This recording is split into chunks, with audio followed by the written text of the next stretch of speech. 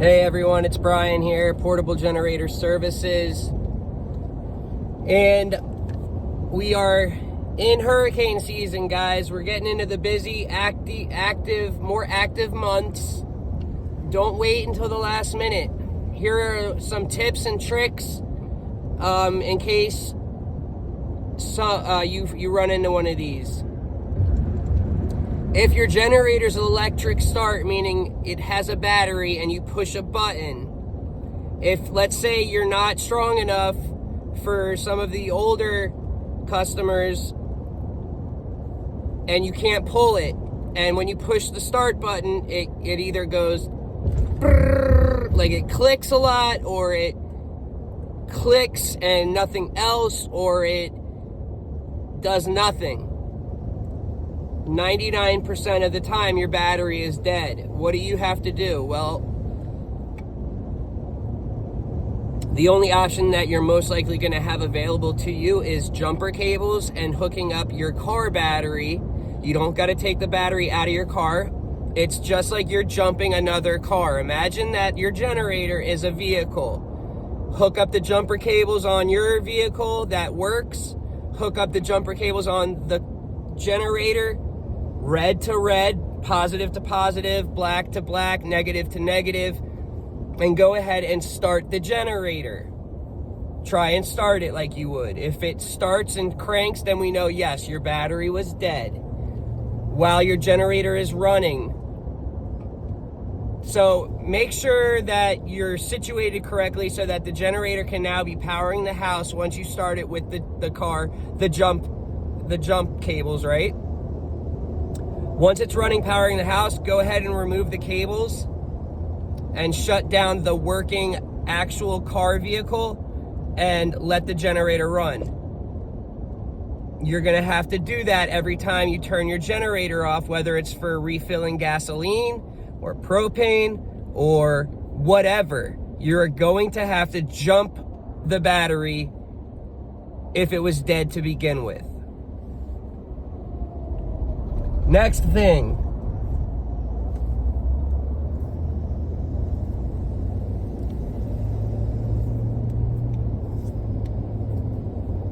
dual fuel. You want to make sure you've got, if you're using propane primarily, I still tell my customers, go get a 5-gallon jug of gasoline to have for emergencies. If you don't use it and don't touch it, fine. Put it in the vehicle after the couple of months of hurricane season. It's not gonna be bad fuel within that time period. Use it wherever. You always wanna have redundancy. You wanna have a backup to your backup. Propane carburetor, regulators clog, and that stops them from working. There could have been a slight leak when you were storing the propane tank and it's empty.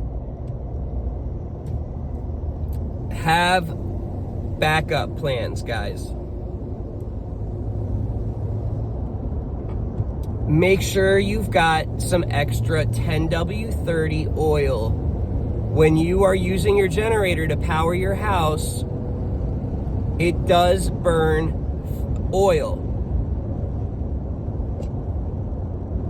It will. And so keep that in mind. You have to monitor your oil level. Every time you go, after you run it for a day, the next day you need to be checking your oil level. Keep track of it.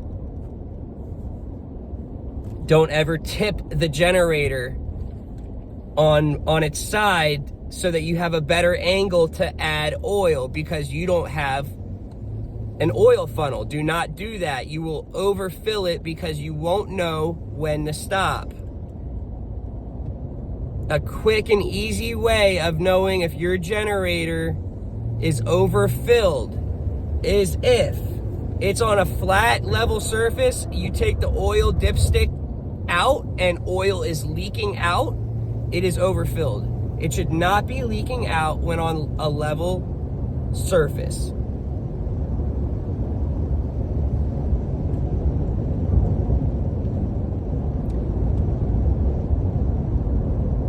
I always keep starter fluid with me.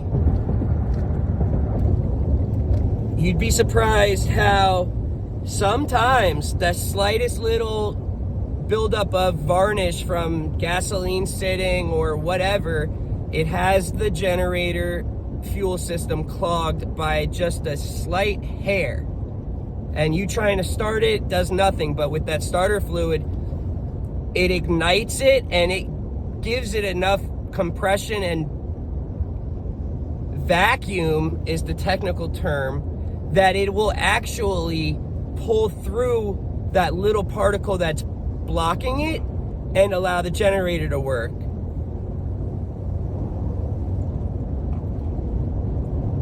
I always recommend doing a test run if you have an outlet installed at your house, so that you plug in that 30 amp or the 50 amp cord so that you have complete control over the circuits you want powered.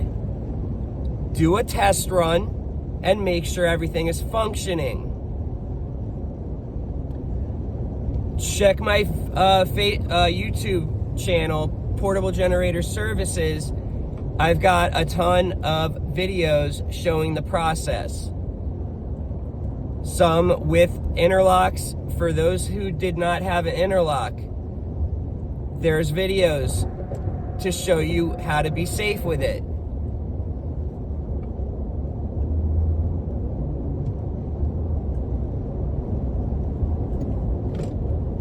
Get your generator service beforehand, guys. Don't wait until the storm hits. You've got to get it checked out by a professional. Give us a call. We're the only 5-star rated portable generator company in Florida. We come to you and fix it in your driveway. We teach you and answer every single question you might have so that you are educated and comfortable using your generator. If you are using extension cords with your generator, I hope that your generator is only like a 2,000 watt generator. If you have anything bigger than like 5,000, you'd have to run 10 extension cords to even use half of the power of that. So why would you buy it? You need to go and get an outlet installed. If you've got up to 9,000 watts, is going to be around a 30 amp outlet. There's only 2 outlets in a way for the generator industry for portables. It's 30 and 50. Up to 9,000 watts is the 30 amp. You would need a 30 amp RV cord with the correct plugs on it. After 9,000, you're going to have the 50 amp. Like I said, make sure the same plugs are in it for the outlet that would be installed where your panel is in the garage, most likely for all of my Florida folks, and that the other end is the right end that will plug into the generator for the 50 amp plug on the generator.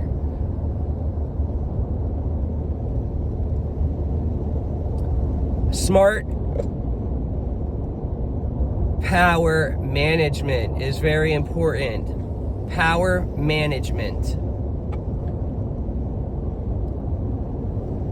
You want to burn through all your propane and all of your backup gasoline, then just end the video right now. If you want to make it last as long as possible, but while still being very, very comfortable, your AC. For all my portable homeowners that have let's just say around a 10,000 watt generator, most likely you're going to be able to power one of your ACs. Now, if it's not wired up for that, not set up for that, if you don't, then disregard it. But what I'm getting at is getting your house cool, turning the AC on and getting it cool, and then shutting it off in a way, or turning the thermostat up so that it's not constantly kicking on. Let's say you get it cooled down to 70 degrees instead of having it set at 70 so that it's just constantly running, set the thermostat to 75 so that it kicks back on, and you've got more time of the AC not running. They will suck fuel. The generator doesn't just burn a steady amount, a set amount the whole time. The more stuff that you are powering, the more fuel that it burns. Keep that in mind. I highly recommend for my propane tank peoples, spend the 10 to 15 bucks on one of those propane gauges that show you where you're at from the full mark to the empty mark. Because you don't want to be powering your whole house, and you know what I mean, your AC, and then, you know, the lights and stuff, and then all of a sudden your generator runs out of fuel and shuts down while it's trying to power the appliances. Is not good. It's not good. You want to be monitoring it. Despite what you've been told, you need to shut your generator off every 12 hours to at least check the oil level. And if you've got gasoline, you're going to be adding fuel anyways, more often than 12 hours, unless you're very smart with your power management. Some people literally just, they want to run their refrigerator, a single fan, and a light. Fine. Oh, for the people with a 9,000 watt and smaller that might have not realized it was not big enough to run their AC, the next best thing is a portable air conditioner. I'm not talking about the window shakers. I'm talking about the one on wheels that you can put into a room, and it has the little circular vent that you would put out a window. Those have drastically improved in quality, efficiency, and they will get you, whatever room you've got it in, whatever, you know, bedroom you have it in, it will make it super cold. I had to say bedroom because I know one of y'all would say, I put it in my large living room that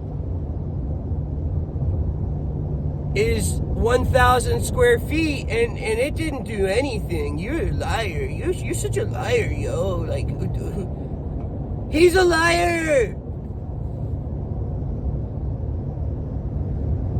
Keep that in mind.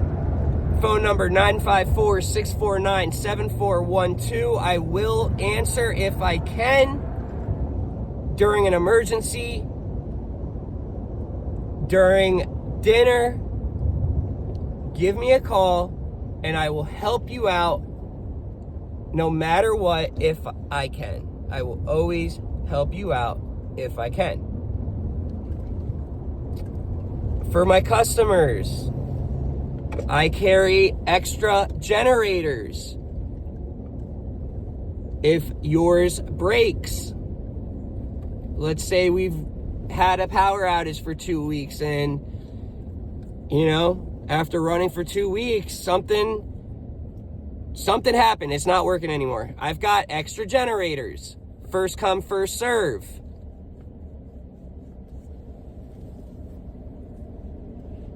If you are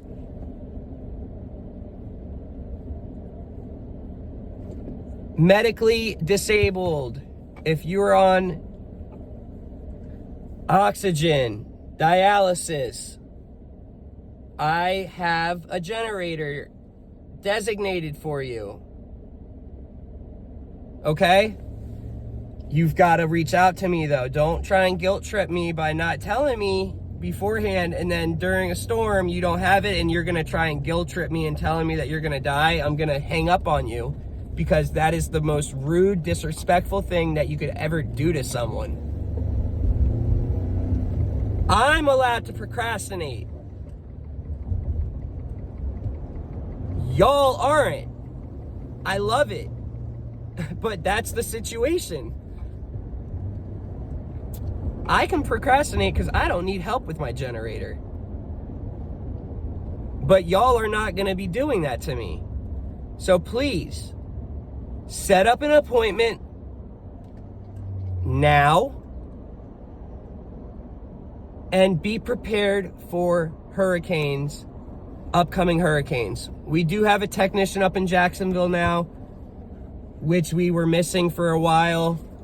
So Jacksonville, family, Orlando, we are covering that whole area, all of the East Coast now, again, going into the middle of Orlando, Ocala, and like Immokalee or something. Anyways, guys, hope you have a good night. Hope this helped. Maybe it will benefit one person. Say, you know, a hurricane comes and something happened. Maybe from watching this video, they will say, oh, we can do this. We can do this. I mean, ultimately, you could take your car battery out and put it on the generator, hook it up to the generator, battery cables, remove the old dead battery from your generator,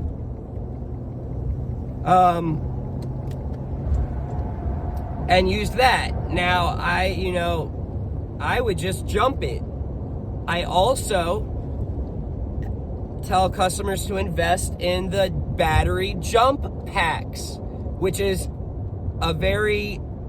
it's not it has jumper cables, but they're very short. It's basically a battery that the jumper cables are hooked up to, so that you just hook the jumper cables up and you press the button, and it basically is charging your dead battery. It's like you're having a vehicle hooked up to it.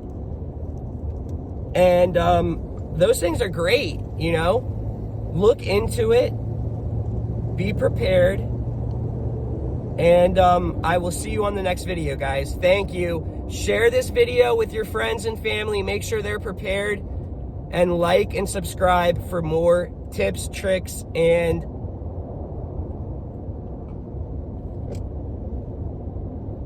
how to stay hip. Yeah, I'm not editing this. I'm too lazy. Talk to you guys on the next one.